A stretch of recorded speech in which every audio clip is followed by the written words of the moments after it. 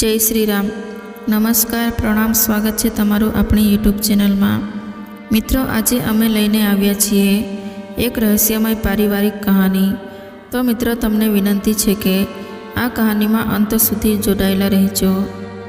અને જો તમને કહાની પસંદ આવે તો વિડીયોને લાઈક કરીને તમારા મિત્રો સાથે શેર કરજો. જો તમે આવી જ કહાની સાંભળવા માંગતા હોય તો આ ચેનલને સબસ્ક્રાઈબ પણ કરી લેજો તથા કોમેન્ટ બોક્સમાં સાચી શ્રદ્ધાથી જય શ્રી રામ લખી દેજો, જેથી ભગવાન શ્રીરામની કૃપા હંમેશા આપણા સૌ પર બની રહે. તો ચાલો મિત્રો, શરૂ કરીએ આજની કહાની. મિત્રો, આજે આખી ઓફિસ ખાલી થઈ ગઈ હતી, પરંતુ રાહુલ મૂંઝવણભર્યા વિચારોમાં હજુ તો પોતાની જગ્યાએ જ બેઠો હતો. તે ઘણા સમયથી રાજલને ફોન કરવાનું વિચારી રહ્યો હતો, પરંતુ જેટલી વાર મોબાઈલ હાથમાં લેતો એટલી વાર તે રોકાઈ જતો હતો. ફોન કરીને શું કહેશે રાજલને, એવું જ તે ઘણીવાર વિચારીને રોકાઈ જતો હતો. છેલ્લા કેટલાક સમયથી રાજલ સાથે રાહુલની વાત થઈ નહોતી, પરંતુ આજે તો તે વાત કરીને જ રહેશે તેવું નક્કી કરીને તેણે ફોન ફરીથી ઉપાડ્યો અને રાજલને ફોન કર્યો. બીજી બાજુએથી રાજલનો હેલો એવો અવાજ આવ્યો. રાજલ રાહુલનો અવાજ સાંભળીને થોડીક ક્ષણ માટે તો ચૂપ થઈ ગઈ. પછી કડક સ્વરમાં બોલી, હા બોલો રાહુલ, શું કહેવા માંગો છો? રાજલ એકવાર ફરીથી વિચારી લે, બધું જ સરસ થઈ જશે. આટલી ઉતાવળ સારી નથી.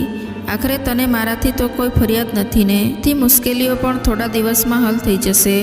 આપણે કોઈક ને કોઈક ઉપાય જરૂર કરીશું. તું પાછી આવી જા, મારી સાથે આવું ન કર. અને આવું કેમ કરી રહી છે તું મારી સાથે? બોલતા બોલતા રાહુલનો સ્વર નરમ થઈ ગયો હતો. રાહુલ, છેલ્લા 2 વર્ષથી તું આ સમસ્યાનો ઉકેલ લાવી શક્યો નથી, તો તું આગળ તેનો ઉકેલ શું લાવીશ? હું આવી રીતે ગૂંગળામણમાં અને તળાવભર્યા વાતાવરણમાં મારું જીવન પસાર નહીં કરી શકું. હું આવી રીતે મારું પૂરું જીવન જીવી શકીશ નહીં. મને માફ કરી દેજે. એટલું કહેતા કહેતા તો રાજલનો સ્વર પણ નરમ થઈ ગયો હતો. રાજલે ફોન રાખી દીધો અને રાહુલ ચૂપચાપ પોતાની આંખોથી ફોનને જોતો રહી ગયો. મિત્રો, રાહુલ અને રાજલના લગ્નને 2 વર્ષ પસાર થઈ ગયા હતા અને છેલ્લા 1 વર્ષથી રાજલ પોતાના પિયરમાં રહેતી હતી. રાજલ સાથે જ્યારે તેના સંબંધની વાત થઈ રહી હતી તે સમય દરમિયાન તે બંને લોકો ઘણીવાર મળ્યા હતા. ત્યારે રાહુલને રાજલ એક સુંદર અને શાંત સ્વભાવની છોકરી લાગી રહી હતી. યોગ્ય તો તે હતી જ, અને તેવી જ રીતે તે એક મલ્ટીનેશનલ કંપનીમાં જોબ પણ કરી રહી હતી. રાજલ સાથે વાત કરતા સમયે તેણે રાહુલને સ્પષ્ટ કરી દીધું હતું કે આજકાલની આઝાદ વિચારોવાળી છોકરીઓ સાસરિયામાં રહેવાનું પસંદ કરતી નથી. પરંતુ રાહુલ પોતાના માતા પિતાનો એકમાત્ર દીકરો હતો અને તેની બહેનના લગ્ન ઘણા સમય પહેલાં થઈ ગયા હતા. એટલા માટે તે પોતાના માતા પિતાથી અલગ થઈ શકશે તેવી પરિસ્થિતિ તેની નહીં. તેથી રાહુલે રાજલને કહ્યું, તો શું રાજલ, તું મારા માતા પિતાની સાથે નહીં રહી શકશે? તો રાજલે કહ્યું હતું કે મને શું સમસ્યા હોઈ શકે તારા માતા પિતાની સાથે રહેવાની? તારા માતા પિતા સાથે રહેવાથી તો આપણને તેમની મદદ મળશે. મારે થોડું ઘણું સહન કરવું પડશે, પરંતુ તેનો કોઈ વાંધો નહીં. તે તો એકલા રહેવામાં પણ કરવું પડે છે. આ સાંભળીને રાહુલ ખુશ થઈ ગયો હતો, પરંતુ તે રાજલને એવું કહી શક્યો ન હતો કે શિક્ષિત હોવાના છતાં તેની માં ખૂબ જ જૂના વિચારોવાળી છે. તે સમયે તેણે વિચાર્યું કે આટલી સારી છોકરીને તે આટલી નાની નાની વાતોના કારણે તો ના છોડી શકે. અને તેઓ બંનેના લગ્ન થઈ ગયા. સ્વચ્છ વિચાર અને પવિત્ર ભાવનાઓ લઈને રાજલ રાહુલના જીવનમાં અને તેના ઘરમાં આવી હતી. શરૂઆતના થોડાક મહિનાઓ તો સારી રીતે પસાર થઈ ગયા.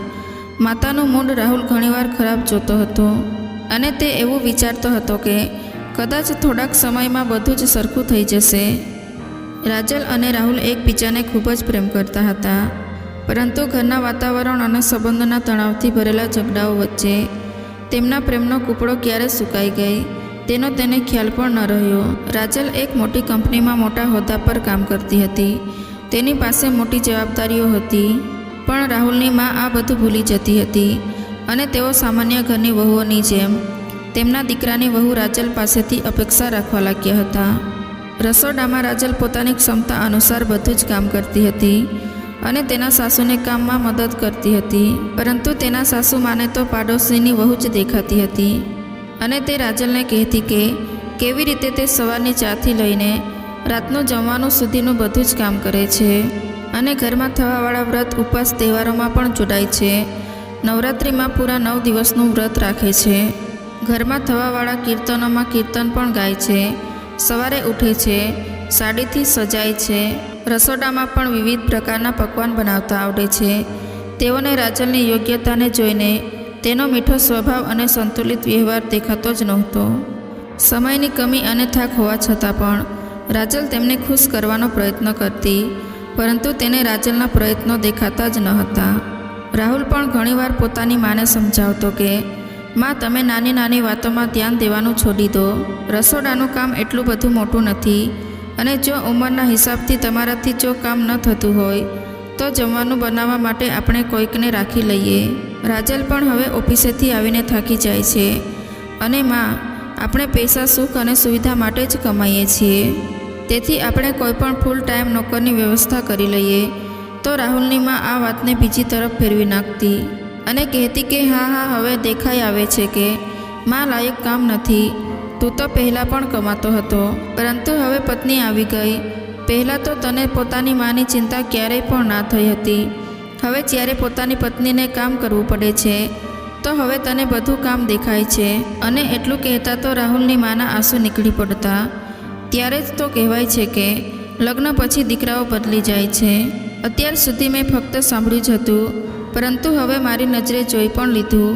પોતાની માની વાત સાંભળીને રાહુલને સમજમાં આવતું ન હતું કે તે માને ચૂપ કરાવે કે પોતાના રૂમની અંદર સાંભળી રહેલી રાજલને આશ્વાસન ન આપે. રજાના દિવસે રાજલનું થોડુંક મોડું ઉઠવું પણ રાહુલની માને ગમતું ન હતું. રાજલને થોડા આધુનિક ડ્રેસ પહેરેલા જુએ તો રાહુલની માં તે પણ જોઈ શકતી ન હતી. દરરોજના મહેણા ટોણાથી બચવા માટે રાજલે વેસ્ટર્ન ડ્રેસને પહેરવાનું જ છોડી દીધું હતું. જ્યારે તે પોતાના પિયર જતી ત્યારે જ તે પોતાના બધા જ શોખ પૂરા કરી લેતી હતી. રાહુલની માને પોતાની વહુની ખુશી કરતાં પાડોશીની ખુશી વધુ પસંદ આવતી હતી. માં ફરિયાદ કરતી કે આજુબાજુની બધી જ વહુઓ વ્રત ઉપવાસ કરે છે અને એક આપણી વહુ છે જે કરવા ચોથનું વ્રત પણ રાખતી નથી. એક દિવસ પણ પોતાના પતિની લાંબી ઉંમર માટે ભૂખી રહી શકતી નથી. એક દિવસ ભૂખ્યા રહેવાથી કઈ રીતે પોતાના પતિની ઉંમર લાંબી થાય છે. પતિ સાથે દરરોજ ઝઘડો કરે અને પતિ પત્ની એકબીજાને ગાળો દે અને કરવા ચોથના દિવસે પોતાના પતિના હાથથી પાણી પીને વ્રત ખોલાવે અને પછી પતિના પગ સ્પર્શ કરે. મને આ બધું પસંદ નથી. તમે તેના માટે શું કામ તેની સાથે જબરજસ્તી કરવા ઈચ્છો છો? કરવા ચોથનું વ્રત આસ્થાથી ઓછું પરંતુ શોખથી વધુ જોડાયેલું છે. હા, હું જે આટલા વર્ષથી તારા પપ્પા માટે વ્રત રાખું છું તો હું પણ ફક્ત દેખાવ જ કરી રહી છું ને. માં, તમે વ્રત રાખો છો તો સારું, આ તમારી આસ્થા અને તમારા વિચારો છે, પરંતુ તમે તેના માટે પોતાની આસ્થા અને પોતાના વિચારોને બીજા ઉપર તો ન નાખી શકો ને. માના નિરાધાર વિચારો ઉપર જ્યાં સુધી બની શકતું ત્યાં સુધી રાહુલ રાજલનો પક્ષ લેતા પોતાના માતા પિતા સાથે તેના સંબંધ બગડી રહ્યા હતા. રજાના દિવસે જો તેમનો કંઈક બહાર ફરવા જવાનો અથવા ફિલ્મ જોવાનો પ્રોગ્રામ હોય તો રાહુલની માં તેમની વહુ રાજલને ક્યારે પણ મહેણા સંભળાવવાનું ભૂલતી ન હતી. દરરોજ તો નોકરીના બહાને મેડમ ઘરની બહાર રહે છે અને રજાના દિવસે પણ મૂવી અને બહાર જવાથી ફ્રી નથી થતા. પોતાની સાસુના આવા મહેણા અને ટોણા સાંભળીને રાજલનું બહાર જવાનું મૂડ પણ બગડી જતું હતું અને તે રાહુલને બહાર જવા માટે ના પાડી દેતી હતી. ત્યારે રાહુલ તેને ગમે તેમ મનાવીને લઈ જતો હતો, પરંતુ બહાર જઈને તે બંનેનું મૂડ પણ બગડેલું જ રહેતું. રાહુલ પોતાની માને ઘણીવાર કહેતો કે માં, તું બીજા વ્યક્તિ સાથે રાજલની સરખામણી કરવાનું છોડી દે. રાજલની કાર્યકુશળતા, ક્રિયાકલાપો અને તેના સ્વભાવ અનુસાર તેની સરખામણી કર્યા કર, ત્યારે તને કોઈ પણ ફરિયાદ રહેશે નહીં. તું હજી તો ઊગીને ઊભો થયો છે ને મને આવી રીતે બધું કાર્ય કરવાનું કહીશ અથવા તો મારી પાસેથી આવી આશા રાખીશ તો તારા કાન ખોલીને સાંભળી લે રાહુલ, મારી પાસે પણ આ બધું કરવાનો સમય નથી. તો રાહુલ તેની માને કહેતો કે માં, જે તું રાજલ પાસેથી આશા રાખે છે તે પણ મારી જેમ જ વ્યસ્ત છે, તો તે આવી રીતે બધું કઈ રીતે કરી શકે? તું તેનો સ્વભાવ શું કામ જોતી નથી? તેને એટલું બધું કહી દેશે પરંતુ તે તને ક્યારેય પણ સામો જવાબ આપતી નથી. માં, નાની નાની વાતોમાં ધ્યાન આપવાનું છોડી દો અને ખુશ રહો. પોતાના જીવનને ખુશીથી જીવવાનું શીખો. બધાના જીવનની પ્રાથમિકતા અલગ અલગ હોય છે. તું જે પણ વહુઓની વાત કરે છે તેમના જીવનની પ્રાથમિકતા તે જ છે, પરંતુ રાજલ જેવી છોકરીઓની પ્રાથમિકતા કંઈક અલગ જ હોય છે. તેના ઉપર પોતાના વિચાર અને પોતાની ઈચ્છાઓ નાખો નહીં. રાજલ સ્વભાવથી તો ખૂબ જ સારી છે, કંઈ પણ ખરાબ કરતી નથી, કંઈ પણ ખરાબ કહેતી પણ નથી.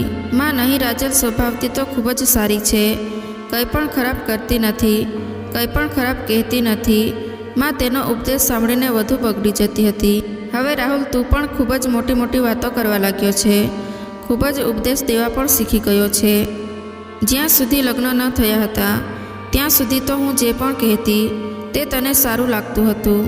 જ્યારે રાહુલની માનો વાર્તાલાપ શરૂ થતો તે જ્યારે રાજલની આંખોમાં આંસુ ન આવે ત્યાં સુધી બંધ થતો ન હતો. આવી બધી વાતોથી ઘરનું વાતાવરણ ધીમે ધીમે ખરાબ રહેવા લાગ્યું હતું, જેના કારણે પોતાના સંબંધનો રસ પણ સુકાઈ ગયો હતો. રાહુલ અને રાજલ બંને વચ્ચે પ્રેમની વાતો ઓછી અને બીજા વિષયો પર ચર્ચા વધુ થવા લાગી હતી.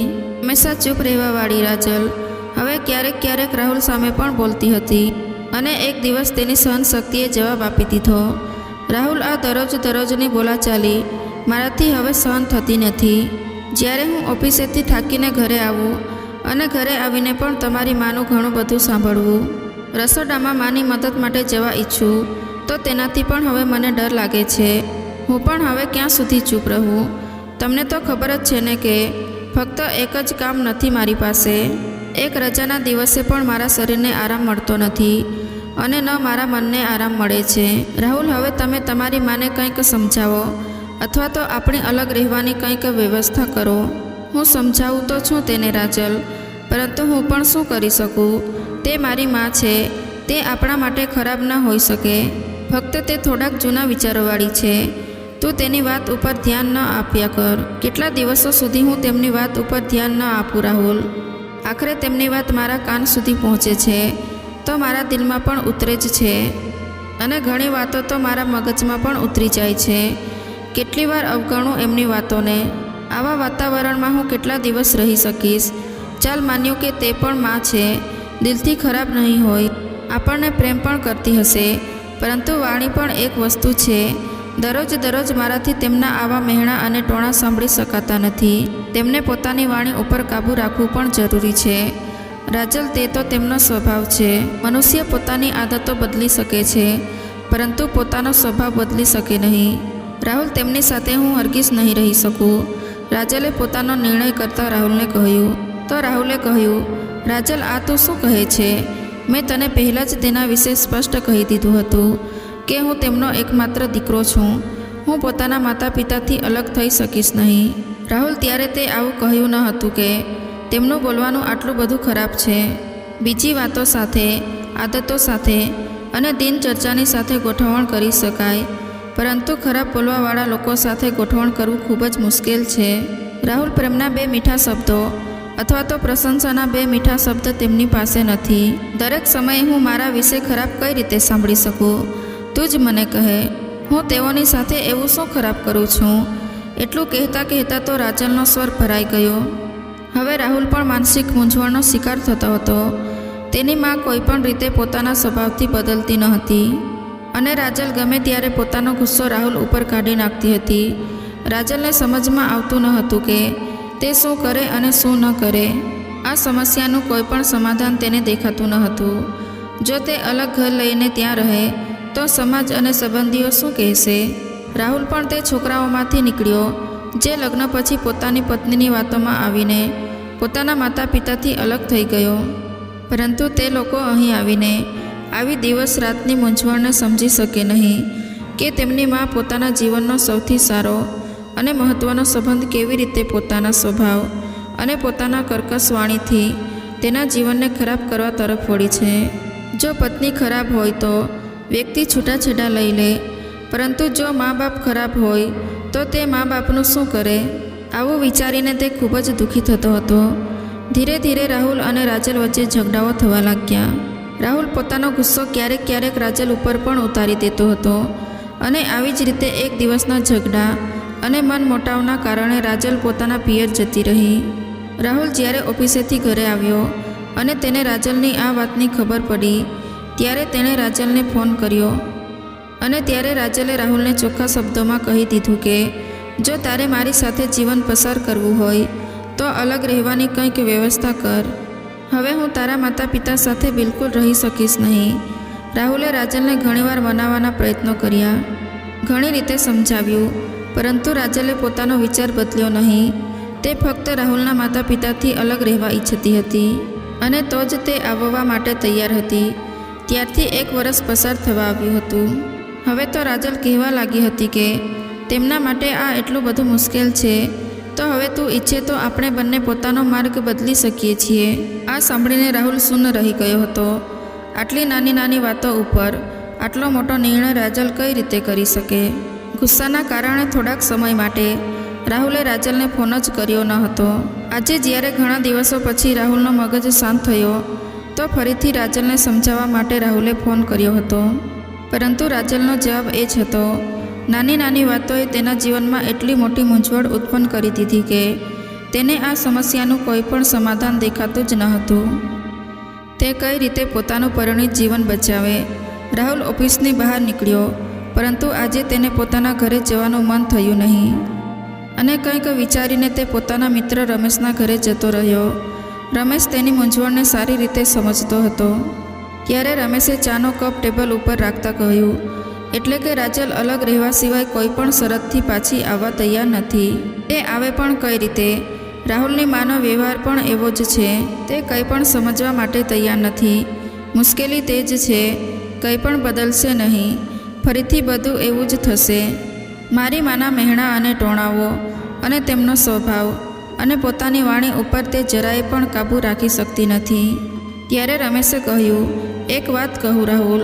તો રાહુલે રમેશની સામે જોયું અને રમેશે કહ્યું કે તું અત્યારે રાજલની વાત માની શું કામ લેતો નથી? તું ખૂબ દૂર ન જા. ફક્ત તારી માના મહેણા અને ટોણા રાજલને ન સંભળાય એટલા દૂરમાં કોઈ પણ ભાડાનું મકાન શોધી લે અને પોતાના ઘરને બચાવી લે. તું અને રાજલ સાથે રહેશો અને પાસે રહેશો તો એકબીજાના પ્રેમમાં આવીને આ મુશ્કેલીનું સમાધાન પણ કાઢી શકશો. આવી રીતે એકબીજાથી દૂર રહીને તો સમસ્યા ખૂબ જ મોટી થઈ જશે. આવી રીતે દૂર રહીને તમારા બંનેનો સંબંધ પણ નકારાત્મક થઈ રહ્યા છે અને એમ પણ તું જબરજસ્તી રાજલને પોતાની સાથે રહેવા માટે કહી શકે નહીં. આ બધું પોતાની મરજીથી થાય તો તમારા બંનેના સંબંધ તેની જાતે જ સુધરશે. ત્યારે જ સાથે રહેવામાં શાંતિ છે, નહીં તો આવી રીતે સાથે રહેવાનો શું ફાયદો? ત્યારે રાહુલે મૂંઝવણમાં કહ્યું, રમેશ, પરંતુ અમે અલગ રહીશું તો લોકો શું કહેશે?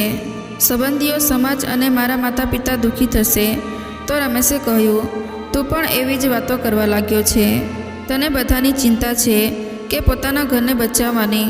પહેલાં તું એક સીડી તો ચઢ, ત્યાર પછી તું બીજી સીડી વિશે પછી વિચારજે. માતા પિતાને તું ક્યાં છોડી દે છો? ફક્ત તું તેનાથી થોડોક દૂર રહીશ અને તેઓના એક અવાજે તું તેમની પાસે પહોંચી જઈશ. ત્યારે રમેશની વાત થોડીક રાહુલની સમજમાં આવી ગઈ હતી અને બીજા દિવસે તે રાજલને મળવા માટે રાજલની ઓફિસે જતો રહ્યો. રાજલને પણ આ વાતથી કોઈ પણ પ્રોબ્લેમ ન હતી અને રાહુલે થોડુંક દૂર મકાન શોધ્યું અને હવે વાત મા બાપને કહેવાની હતી. અને હવે રાહુલને જેવી ઉમ્મીદ હતી એવી જ રીતે આ સાંભળીને તેની માએ તોફાન ફેલાવી દીધું. હું શું સમજી નહોતી રહી? તેના લક્ષણ પહેલાંથી જ એવા હતા. વડીલોની વાત સમજવા અથવા માનવાના બદલે પોતાના પિયર જઈને બેસી ગઈ.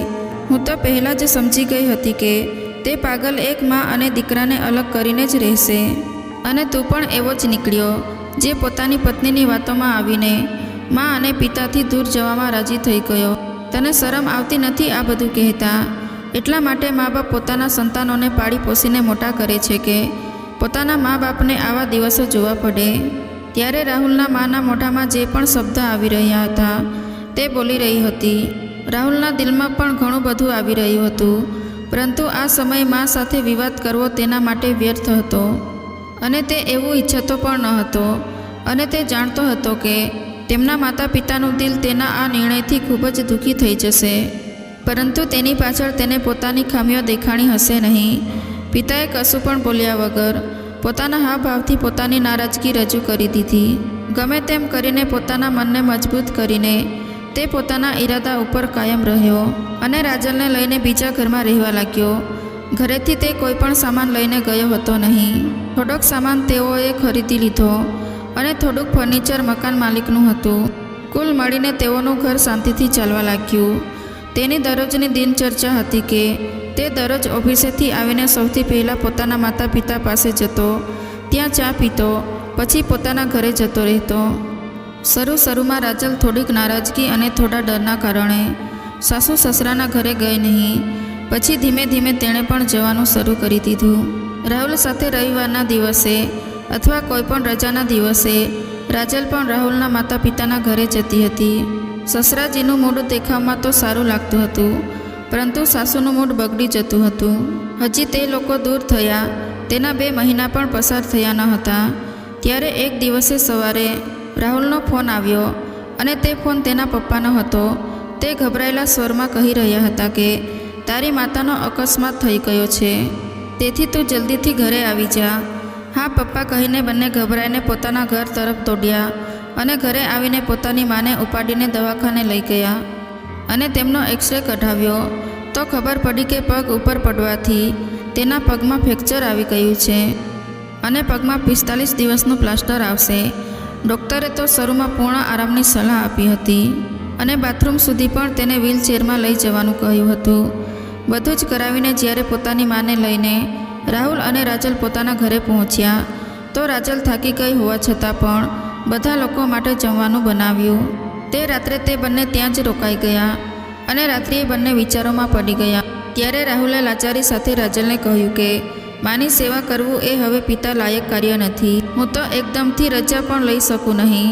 કાલથી રિવ્યૂ શરૂ થઈ જાય છે. દિલ્હીથી બોસ વગેરે આવી રહ્યા છે અને આગળના થોડા દિવસો હું ખૂબ જ વ્યસ્ત રહીશ. કેટલા દિવસથી હું તૈયારી કરી રહ્યો હતો.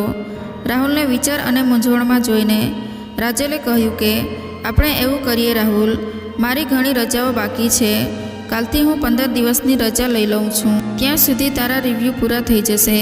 ત્યાર પછી તું રજા લેવાનો પ્રયત્ન કરજે અને ત્યાર પછી દીદીને પૂછજે કે જો તે 1 અઠવાડિયા માટે પણ અહીં આવી શકે તો, નહીંતર હું ફરીથી રજા લેવાનો પ્રયત્ન કરીશ. ત્યારે રાહુલે ચોંકીને રાજલ તરફ જોયું. તેના ચહેરા ઉપર માની પરેશાની માટે ચિંતા ભરાયેલા ભાવ હતા. તે રાજલને જોતો રહી ગયો કે શું કામ માં રાજલને સમજી શકતી નથી. માં રાજલની પેઢીની વહુઓને પણ પોતાના જમાનાની સાસુની નજરેથી જુએ છે અને તેમની સરખામણી પોતાના જમાનાની વહુ સાથે કરે છે.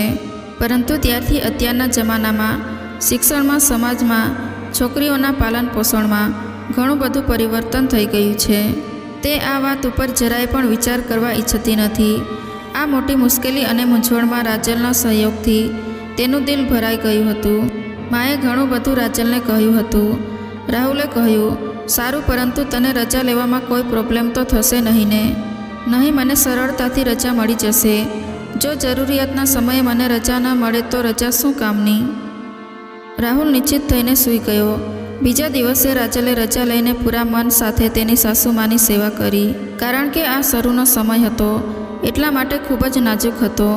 દેખરેખની ખૂબ જ વધુ જરૂર હતી. રાજલની દેખરેખથી તેની સાસુમાનું મન વારંવાર પીગળી જવાનું કર્યું. પરંતુ તે એવા વિચારોવાળી હતી કે જેમાં વહુઓને પ્રેમ ઓછો અને તેમનું કર્તવ્ય વધુ સમજતી હતી. 15 દિવસ પછી રાજલ ઓફિસ જતી રહી અને રાહુલે રજા લઈ લીધી. રાહુલની રજાઓ પૂર્ણ થઈ તો 1 અઠવાડિયા માટે તેની દીદી માની દેખરેખ માટે આવી ગઈ અને દીદી પછી રાજલે ફરીથી રજા લઈ લીધી. માં હવે ઘણી સારી થઈ ગઈ હતી. તે પોતાના સહારાથી બાથરૂમ જવા લાગી હતી. રાજલ તેમનું પૂરું ધ્યાન રાખી રહી હતી. ધીમે ધીમે માં પૂરી રીતે સરખી થઈ ગઈ હતી. ત્યારે રાજલે બધી જ મુશ્કેલીઓ ભૂલીને પૂરા ભાવથી અને પૂરા મનથી પોતાની સાસુમાની દેખરેખ કરી હતી. અને તે રાહુલ જોઈ રહ્યો હતો કે કોઈકના કોઈક રીતે માના મનને પણ રાજલની સેવા પસંદ આવી ગઈ હતી. રાજલની જરૂરિયાત ઉપર ધ્યાન ન દેવાવાળી માં હવે પૂછી લેતી હતી કે રાજલ તે જમવાનું જમી લીધું કે નહીં? ચા પી લે અને થોડીવાર આરામ કરી લે રાજલ, તું થાકી ગઈ હશો. રાહુલને આ બધું જોઈને ખૂબ જ ખુશી થતી હતી. કાલથી રાજલની રજાઓ પણ પૂર્ણ થતી હતી અને હવે કાલથી તેને ઓફિસે જવાનું હતું. માં હવે પૂરી રીતે સારી થઈ ગઈ હતી. રાત્રિનું જમવાનું જમ્યા બાદ રાજલ અને રાહુલ પોતાના ઘરે જવા માટે તૈયાર થઈ ગયા હતા. રાજલ રૂમમાં જઈને માને મળીને બહાર આવી ગઈ અને રાહુલ પણ માને મળવા માટે રૂમમાં જતો રહ્યો. સારું માં, હવે અમે જઈએ. હવે તમે એકદમ સારા છો. તમે તમારું ધ્યાન રાખજો. અમે આવતા જતા રહીશું. રાજલની પણ ઘણી બધી રજાઓ પડી ગઈ છે. હવે તે પણ કાલથી ઓફિસે જવાની છે. હા બેટા, રાજલે પણ મારી ખૂબ જ સેવા કરી છે. માનો સ્વર થોડોક પશ્ચાતાપથી ભરાયેલો હતો. રાજલને સમજવામાં કદાચ માએ ભૂલ કરી દીધી હતી. તેણે સંતુષ્ટ થઈને કહ્યું, કોઈ વાંધો નહીં માં, તમે સમજી ગયા તે જ અમારા માટે પૂરતું છે. અને માતા પિતાની સેવા અને દેખરેખ કરવી તે તો અમારું કર્તવ્ય છે. તમને જ્યારે પણ જરૂરિયાત થશે ત્યારે અમે તમારી સાથે હોઈશું. તે નરમ સ્વરમાં બોલ્યો અને માની આંખોમાં પણ નમી દેખાતી હતી. રાહુલ, રાજલ, હવે તમે બંને પાછા આવી જાઓ દીકરા. શું કામ અલગ રહેવા માટે જાઓ છો? જો 2 વાસણ હશે તો થોડા ઘણા તો અવાજ કરશે જ, પરંતુ એનો અર્થ એવો તો નથી કે હું તમને પ્રેમ કરતી નથી. વડીલોની વાતનું એટલું પણ શું ખોટું લગાડવાનું? આટલું કહેતા તો માનો સ્વર નરમ થઈ ગયો હતો. ઓહ માં, તેણે માને ગળે લગાડતા કહ્યું, તમે આટલા બધા ભાવુક શું કામ થાવ છો? અમે તમારા જ દીકરાઓ છીએ. તમારાથી થોડા દૂર જઈએ છીએ. ફક્ત થોડાક જ દૂર આપણે રહીએ છીએ. તે ધીરે ધીરે માને મનાવતો હતો. આપણે એક જ છતની નીચે રહેતા હતા. તમારી પાસે હતા, પરંતુ તમારા દિલથી ખૂબ જ દૂર રહેતા હતા. અને જ્યારે હવે અમે થોડાક દૂર રહીએ છીએ તો તમારા મનની પાસે રહીએ છીએ. પાસે રહીને દૂર રહેવું તેના કરતાં દૂર રહીને પાસે રહેવું વધુ સારું છે. મને આશા છે કે તમે મારી વાત સમજી ગયા હશો. તેણે માથી અલગ થતાં કહ્યું. સાથે રહીને થોડા દિવસો પછી ફરીથી તે બધું શરૂ થાય તેની કરતાં આવી રીતે રહેવું ખૂબ જ સારું છે. રાજલ માટે પણ આવી રીતે રહેવું મુશ્કેલ છે. નોકરીની સાથે બધું સહન કરવાનું. હવે હું રાજલ ઉપર કોઈ પણ વિચારો નાખવા ઈચ્છતો નથી. પોતાના અને રાજલના સંબંધને થોડોક વધુ સમય આપો. આ સંબંધને પરિપક્વ થઈ જવા દો. જેવી રીતે તમને રાજલ ઉપર વિશ્વાસ થઈ ગયો, એવી રીતે રાજલને પણ તમારા ઉપર વિશ્વાસ થઈ જવા દો. જ્યાં સુધી રાજલ જાતે મને ઘરે પાછા આવવાનું કહેશે નહીં, ત્યાં સુધી હું આ પગલું ઉપાડીશ નહીં. અને ત્યાં સુધી તમે પણ રાહ જુઓ. હું જાણું છું રાજલને. જે દિવસે રાજલને તમારા સંબંધો પર વિશ્વાસ થઈ જશે તો તે પોતે જ પાછી આવી જશે. મારા માટે તો બંને સંબંધો પ્રિય છે. હું તો એવું ઈચ્છું છું કે તમારા બંને વચ્ચે પ્રેમની ભાવના વિકસિત થાય. જેવી રીતે રાજલે તમારું દિલ જીત્યું અને તમારો વિશ્વાસ રાજલ પ્રત્યે વધ્યો, એવી રીતે રાજલનો વિશ્વાસ પણ તમારા પ્રત્યે પાછો આવી જશે. અને મને વિશ્વાસ છે ત્યારે જ સાથે રહેવાની મજા આવશે. એવું કહીને તે ઊભો થઈ ગયો. રાહુલ જ્યારે પાછો ફર્યો તો પહેલીવાર તેને પોતાની વાત ઉપર પિતાની સહમતિના ભાવ દેખાણા હતા. તેના પિતાએ ખૂબ જ વિશ્વાસ સાથે રાહુલનો ખભો થપથપાવ્યો. જ્યારે રાહુલ બહાર આવ્યો તો રાજલ તેની રાહ જોઈ રહી હતી. તે જાણતા હતા કે માં હમણાં જ મુશ્કેલ સમયમાંથી પસાર થઈ છે, એટલા માટે એટલી બદલાયેલી છે. વર્ષોની આદતો અને વિચારો 4 દિવસમાં બદલાતા નથી. અને જ્યારે ફરીથી સાથે રહેવાનું શરૂ કરશો તો ફરીથી તેમની વાણી અને વિચાર ઉપર કાબૂ રાખવું મુશ્કેલ થશે. હજી રાજલને સમજવા માટે વધુ સમય તેને આપવો પડશે. અને તે ફાલતુ વાતો કરતાં વધારે પોતાના જીવન અને પોતાના બાળકોની જરૂરિયાત અને તેની કમીને મહેસૂસ કરતા ત્યાં સુધીમાં રાજલ પણ માની નજીક આવી જશે. તો કદાચ એટલી બદલાયેલી છે. વર્ષોની આદત અને વિચારો 4 દિવસમાં બદલાતા નથી. અને જ્યારે ફરીથી સાથે રહેવાનું શરૂ કરશો તો ફરીથી તેમની વાણી અને વિચાર ઉપર કાબૂ રાખવાનું મુશ્કેલ થશે. હજી રાજલને સમજવા માટે વધુ સમય તેને આપવો પડશે. અને તે ફાલતુ વાતો કરતાં વધારે પોતાના જીવન અને પોતાના બાળકોની જરૂરિયાત અને તેની કમીને મહેસૂસ કરતા ત્યાં સુધીમાં રાજલ પણ માની નજીક આવી જશે. તો કદાચ તેને માની વાતનું એટલું ખોટું ન લાગે જેટલું અત્યારે લાગે છે. જેવી રીતે માતા પિતાની સેવા અને તેનું ધ્યાન રાખવું તેનું કર્તવ્ય છે, રાજલ પણ તેનાથી બંધાઈને તેના ઘરે આવી છે અને તેના જીવનમાં આવી છે. તેને એક સુંદર, સ્વચ્છ અને સારું જીવન આપવું તેનું પણ એક કર્તવ્ય છે. આવું વિચારીને તે રાજલ સાથે ઘરની બહાર નીકળી ગયો. તો મિત્રો, તમને આ કહાની કેવી લાગી કમેન્ટ કરીને જરૂર જણાવજો. જો કહાની પસંદ આવી હોય તો વિડીયોને લાઈક અને શેર કરજો. જો તમે આવી જ કહાની સાંભળવા માગતા હોય તો આ ચેનલને સબસ્ક્રાઈબ કરી લેજો. તો ચાલો મિત્રો, ફરી મળીશું એક નવી કહાની સાથે. ત્યાં સુધી તમામ મિત્રોને જય શ્રી રામ, જય શ્રી કૃષ્ણ, હર હર મહાદેવ હર.